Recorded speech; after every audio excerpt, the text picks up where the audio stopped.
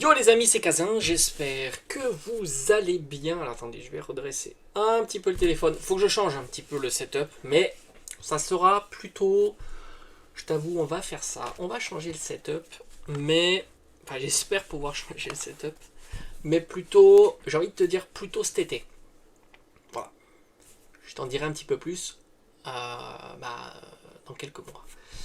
Et puis on va changer un petit peu, on va rajouter des petits trucs sur la chaîne, tu verras, ça peut être très très sympathique. Alors, on va faire le bilan de Écarlate et Violet, évolution, attention, évolution de Paldea, cette fois-ci, non, à Paldea, cette fois-ci je me trompe pas.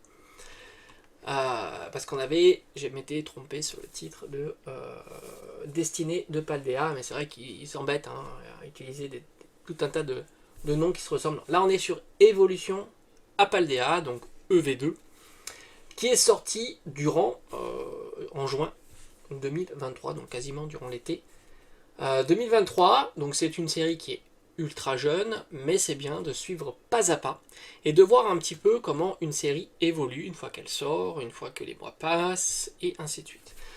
Sans compter que, j'ai envie de te dire, sur cette série-là, il y a eu quelques petits trucs assez intéressants, hein. Tu dois le savoir, certainement. Il y a quelques AR qui ont ultra performé, dont le Magikarp, qui a fait figure d'exception.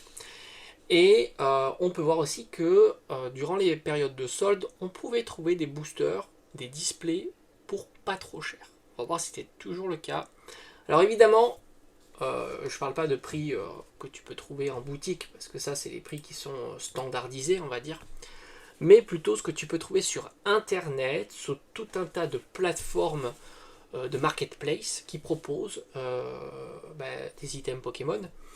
Et t'en as tout un tas, hein. Tu connais eBay, Rakuten, même Cdiscount, ça marche, hein. Il y a des vendeurs professionnels. Et tu peux rajouter Card Market aussi, où tu as des vendeurs professionnels, et puis des particuliers, Le Bon Coin, Vinted, et j'en passe, hein. Là, c'est à toi de faire cette démarche et de fouiller, évidemment, et ça te donne quand même une certaine tendance sur les différents items. Sans compter que les mois passent, et tu sais qu'il y a deux périodes intéressantes, surtout à l'heure actuelle, pour les cartes Pokémon, ce sont les périodes de solde. Donc il va y avoir évidemment en mois de juillet, bon, on n'y est pas encore une fois, des périodes de solde, et il ne faudra pas sous-estimer ces périodes. On peut faire de très bons achats. J'ai fait moi-même de très bons achats pendant cette période des soldes d'hiver. Et encore, moi, je me suis fixé un budget, j'ai été plutôt raisonnable, mais j'aurais pu acheter des coffrets à 15 euros, par exemple, le coffret Mimikyu X, qui était très jeune et qui était vendu à 15 euros, et c'était plutôt une très bonne occasion. Alors, pour revenir, pour Évolution à Paldea. Ah oui, c'est ça, Évolution à Paldea. Je pensais avoir fait une boulette, mais en fait, non. On est bien à Évolution à Paldea. Dis-toi que on pouvait trouver les boosters individuels aux alentours de 5 euros sous blister. C'était chez Stockomanie. C'est une des boutiques que tu trouves un petit peu partout en France, je crois. Il y avait des quantités assez importantes. Bon, c'est parti, évidemment. Je regrette un petit peu, je pense que j'aurais dû prendre 2-3 boosters, parce que dans ma collection scellée, alors on va parler aussi de ça, dans ma collection scellée, de mémoire, j'ai les kits d'AP, on verra ça tout au long de la vidéo, j'ai kit d'AP, et je dois avoir peut-être 5-10 boosters individuels scellés, mais pas plus. Franchement, j'ai pas grand chose sur EV2, et pourtant c'est une série que j'aime bien, et je pense que c'est une série qui a beaucoup de potentiel, bon, pas maintenant, mais plus tard. Donc ça, c'est une série pour moi qui n'est pas sous-estimée. Et c'est vrai que, alors si j'ai un item qui propose du EV2, c'est un item que j'adore, dont je dois avoir au moins une dizaine, une quinzaine. C'est les duo packs, ce sont les duo packs avec un booster Evo Céleste. Ça, pour moi, c'est un très très bon item. Et j'ai envie de te dire, si on peut pousser un peu la réflexion sur cet item, même si c'est pas le lieu de cette vidéo,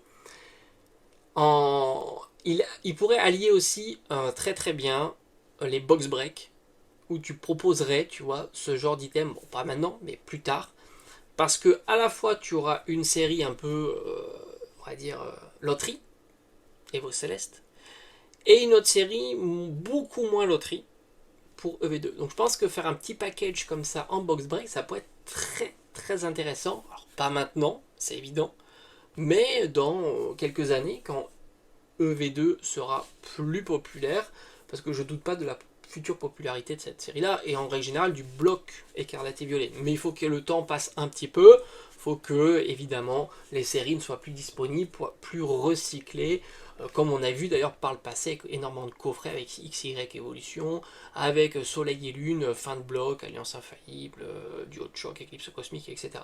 Une fois que cette période sera passée, je pense que ça sera intéressant. Donc pour revenir à ce qu'on disait, le booster individuel, c'est entre 3 et 4 euros, voilà, grosso modo. Moi je le conseille rarement, sauf si tu veux un art set pour pas très très cher. Mais en règle générale, si tu veux un art set pour pas très très cher, tu peux même, au fil de tes ouvertures de coffrets, de Pokébox, d'items avec du recyclage, réaliser ton art set sans dépenser trop d'argent. Le booster, lui, quant à lui, parfaitement scellé, il se situe aux alentours de 4,50, 5 euros, un petit peu ce que l'on avait vu chez Stockomanie. Les quantités que les gens proposent, il y a de la quantité sur internet. Franchement, je ne sais pas si en boutique on peut en retrouver, je parle facilement. J'ai pas fait attention, mais ça serait intéressant de faire un petit vlog la semaine prochaine pour voir un petit peu, faire une dizaine de boutiques dans le coin pour voir un petit peu ce que l'on peut trouver. Mais voilà, 4,50, 5 euros pour un booster de cette série-là, je trouve que c'est plutôt très sympa. Mais encore une fois, n'oublie pas que les mois vont passer, si les stocks sont encore très présents, à tous les coups, tu risqueras de retrouver ces petits boosters à 4 euros, peut-être même un petit peu moins, en période de promotion. Les tripacks, les fameux tripacks. Alors j'ai envie de te dire, déjà les tripacks en termes d'illustration de cartes promotionnelles, il n'y a pas de différence. Donc là, en termes de collection, ça n'influence absolument pas. Et tu peux raisonnablement les trouver aux alentours de 12 à 13 euros, ce qui fait un tripack plutôt très très bon marché. Tu as 3 boosters pour 12-13 euros, ça fait à peu près 4 euros du booster, donc c'est plutôt intéressant. Est-ce qu'il pourrait être plus bas? Là encore une fois, il faudra surveiller les stocks lorsqu'on va s'approcher significativement des périodes de Noël, de périodes de soldes. Et si les stocks sont conséquents, on pourrait imaginer un prix plancher à une petite dizaine d'euros. C'est des choses qu'on avait déjà observées. Alors pas maintenant, enfin quoique si, on a déjà vu des tripacks à 6 ou 7 euros, même encore maintenant. Mais disons que c'est moins fréquent, mais c'était beaucoup plus fréquent avant 2021. Donc en tous les cas, à l'heure actuelle, les tripacks sont pas très chers. Les kits d'AP, comme tu peux voir ici, moi j'en avais acheté à 18,50 je crois. C'est vraiment le prix que j'ai vu le plus bas sur cet item là. La boutique qui l'a proposé, ça n'a pas duré une éternité, mais ça a duré plusieurs jours. Mais vraiment plusieurs jours. Je trouve ça très intéressant parce que tu as à la fois 4 boosters à l'intérieur et une carte stamp qui est plutôt sympa. Je ne vais pas en développer plus sur ces genres d'items, j'en ai déjà dédié, j'ai fait quelques vidéos dédiées à ce sujet-là. Tu le sais, je suis plutôt fan de ce genre d'item, même si c'est pas un item populaire, voilà, tout simplement. Et je compte pas, de par mes vidéos, le populariser, hein, tu l'auras compris, j'en ai aucun intérêt à ça. Mais moi j'aime bien, et c'est un item qui tourne aux alentours de 20-25 euros, hein, grosso modo, pour cet item là. Plus proche des 25 quand il est uniquement sous forme de kit d'AP.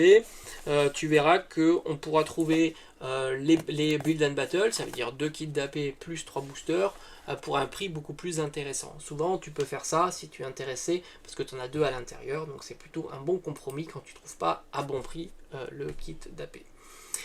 Et par conséquent, une cinquantaine d'euros pour le Build and Battle qui normalement sera abandonné. Hein. On n'en retrouvera plus cet item-là. Alors pourquoi? Certainement parce qu'il a plus de mal à se vendre et au final il prend une certaine quantité de place significative. Moi je pense que c'est une question de vente et de stockage qui fait qu'à un certain moment, peut-être Pokémon Company ou Asmodee, je ne sais pas comment ça fonctionne, hein, ceux qui proposent les formats d'items abandonnent cet item, sans compter que, rappelle-toi, cet item-là n'est jamais proposé, enfin moi je ne l'ai jamais vu en tous les cas, dans les boutiques traditionnelles. Je ne l'ai jamais vu à la FNAC, à Cultura, aux boutiques grande surface et aux boutiques de jouets. Est-ce qu'ils ont la référence? Peut-être, mais en tous les cas, ils ne le commandent pas cet item. Alors là, le TB, alors j'étais assez surpris quand j'ai fait mes recherches, mais tu peux voir des ETB entre 40 et 45 euros, ça reste ultra bon marché quand tu sais qu'en plus la carte promotionnelle, je pense, se vend aux alentours de 4-5 euros. Et que tu as 9 boosters à l'intérieur, et comble de l'ironie, on peut voir, alors en boutique on le voit beaucoup moins, hein, ça c'est évident, il y a énormément de stock hein, sur internet, même chez les professionnels, entre 40 et 45 euros, alors évidemment il faudra rajouter des frais de port, mais ça c'est toujours pareil, hein. En ligne, tu as souvent les frais de port, même quand tu es sur des grandes enseignes, c'est comme ça. Et ce qui est assez marrant, c'est que Micromania en a ressorti et a gonflé le prix. Donc c'est marrant de voir que ils sont complètement à côté de la plaque comparativement au prix proposé pour ce genre d'item qui est absolument pas rare. Encore une fois, il y a une quantité astronomique, mais quand je dis astronomique, c'est astronomique, de EV2 en version ETB. Alors je comprends absolument pas pourquoi, soit les stocks sont gigantesques, soit il n'y a pas de demande. Pourtant, la carte promotionnelle proposée est plutôt incroyable. Le Pikachu avec les starters, je la trouve magnifique. Magnifique. Moi j'en ai de fans et comme je t'ai dit souvent en vide-grenier, quand je la vois, je l'achète. Elle est souvent entre 3 et 4 euros. Pour moi, c'est un excellent prix. On en reparlera dans quelques années. Je pense pas me tromper. Imaginez une carte comme ça être proposée à 10 euros dans les années à venir. Après, évidemment, ce n'est qu'un avis personnel. Tu sais très bien qu'en ce moment, les cartes souffrent significativement parlant. Donc du coup, c'est logique qu'elles sont plutôt en bas plutôt qu'en haut. Sauf quelques cartes, mais encore, on peut se poser la question quand on voit le prix ultra exagéré de certaines displays. Et j'ai envie de te dire pratiquement quasiment l'intégralité des displays. C'est assez cataclysmique ou catastrophique. Et enfin, la display, là aussi c'est très intéressant, puisque là encore une fois, tu trouves certaines quantités assez significatives, des displays aux alentours de 140 à 150 euros. J'ai envie de dire, c'est comme EV1, c'est comme EV3, c'est comme EV4, et si ça continue comme ça, il n'y a pas de raison que EV5, EV6 ne soient pas dans le même ton. Maintenant, à voir. Mais en tous les cas, c'est intéressant de voir que systématiquement, les displays diminuent, puis normalement, elles vont se remettre à monter. Alors pour Écarlate et Violet, on en est très très loin. 140, 150 euros, ce qui permet de faire des ouvertures pas trop chères. Qu'est-ce que disent les cartes? Parce que c'est vrai qu'il va falloir maintenant regarder du côté des cartes. Alors point de vue boutique, alors on va encore un petit peu parler du scellé. Point de vue boutique, je pense, alors c'est vrai que je prête moins attention à ces séries-là. Avant les vacances de Noël, je prêtais beaucoup attention parce que je voulais essayer de voir ce qui pourrait être soldé ou pas. Écarlate et Violet 2 semble être assez recyclé, je crois de mémoire on avait déjà eu le duo pack avec Evo Céleste, et puis je crois qu'on retrouve dans quelques coffrets de temps en temps du EV2. Je trouve que la série est plus intéressante que EV1 ou EV3 dans la potentielle carte que tu peux avoir. On va voir que justement dans cette série-là, tu as quand même pas mal de cartes. Alors il n'y a aucune grosse carte, mais il y a quand même pas mal de cartes qui ont un certain poids dans ton ouverture. Allez, on passe maintenant aux cartes. Alors, et ça c'est la particularité de EV2, c'est que la carte la plus chère, qui doit s'expliquer certainement à la demande, du moins à la base. Je pense pas que maintenant elle soit très très demandée, mais comme tout le temps, quand une carte a surperformé, c'est difficile de la faire retomber assez plus bas. Carte que l'on a vue historiquement plus bas, aux alentours d'une vingtaine d'euros, peut-être même une quinzaine d'euros, et certains même professionnels de cartes, vraiment spécialistes de cartes, la proposaient à ces tarifs-là, parce qu'on n'imaginait pas qu'elle puisse s'enflammer. C'était une exception, les AR en règle générale tournent plus volontiers entre 10 et 20 euros. Donc elle a pris la tangente, elle a explosé aux alentours de 120 euros, et là elle se situe aux alentours de 70 à 80 euros, et j'ai l'impression qu'elle est à ces prix-là très stable. Non pas parce que je pense qu'elle soit très très très très demandée, mais tout simplement qu'il y a un marqueur psychologique. Une fois que la carte a surperformé, c'est difficile de la faire revenir à 30 euros. Ce que je comprends aisément. Donc en tous les cas, elle ne baisse plus et elle ne monte plus. Les quantités disponibles sont présentes, il n'y a pas de souci sur cette carte-là. Et j'ai envie de te dire, sans trop forcer, tu peux même avoir de la gradation, même si on ne va pas trop en parler sur cette vidéo-là, mais c'est vrai que, comme tu le sais, les cartes souffrent de la tendance qui est complètement absorbée via le scellé, et même d'autres TCG. Mais peut-être que j'en parlerai ce soir. Et après on retrouve, on va faire les 3 AR qui ont surperformé. On retrouve le Tyrannosif qui est très très joli, qui tourne aux alentours de 35 à 40 euros. J'ai envie de te dire, il a Il a souvent été à ces prix-là, un petit peu plus haut, un petit peu plus bas, mais il est plus ou moins stable et il oscille un petit peu autour de cette espèce de moyenne de 35-40 euros.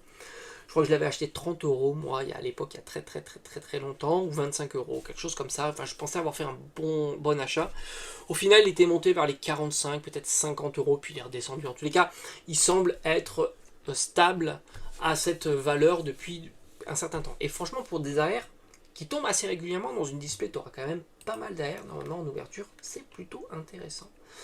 Le Reichu, lui, c'est pareil, on peut le trouver raisonnablement aux alentours d'une trentaine d'euros. Lui aussi, il a été un peu plus haut, de 40-45 euros, puis il est redescendu. Bon, voilà, c'est le contexte actuel.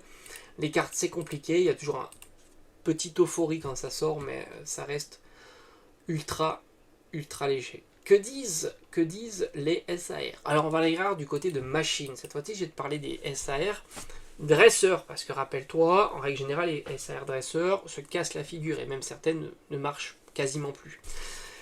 Elle est un petit peu plus chère que les autres SAR, type Mimosa, mais elle reste dans on va dire, la moyenne de ce qu'on observe. Elle est aux alentours d'une quarantaine d'euros. Rappelle-toi, cette carte valait plusieurs centaines d'euros, hein, rappelle-toi, parce qu'on a toujours cette idée carte japonaise, mais qui s'essouffle maintenant, hein, on n'en parle quasiment plus.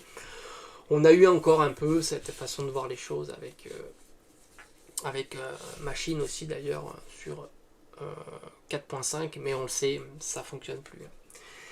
Et si tu es passionné de SAR dresseur, bah ça vaut le coup. Elles sont en règle générale plutôt pas chères. Là, elle semble être très stable. On va regarder une deuxième c'était Groucha, qui était un petit peu chère aussi, et tu la trouves cette fois-ci. Donc je pense elle a diminué.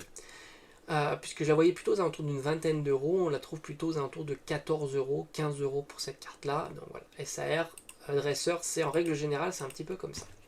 Que disent les SAR Pokémon? Mais là aussi, on est sur des cartes qui sont relativement bon marché et qui se sont vite fait installer à ces prix-là. On a, on va dire, un groupe à une trentaine d'euros, comme Baojan par exemple, moi que je trouve magnifique.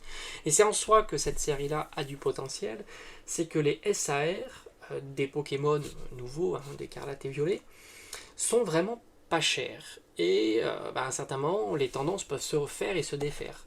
Donc les tendances n'ont pas été faites sur ces Pokémon. Et un jour, peut-être que Baojan, principalement Baojan, parce que c'est vrai qu'il est un peu plus populaire que les autres, ou Yu par exemple, pourront, pourquoi pas, pousser vers le haut la série.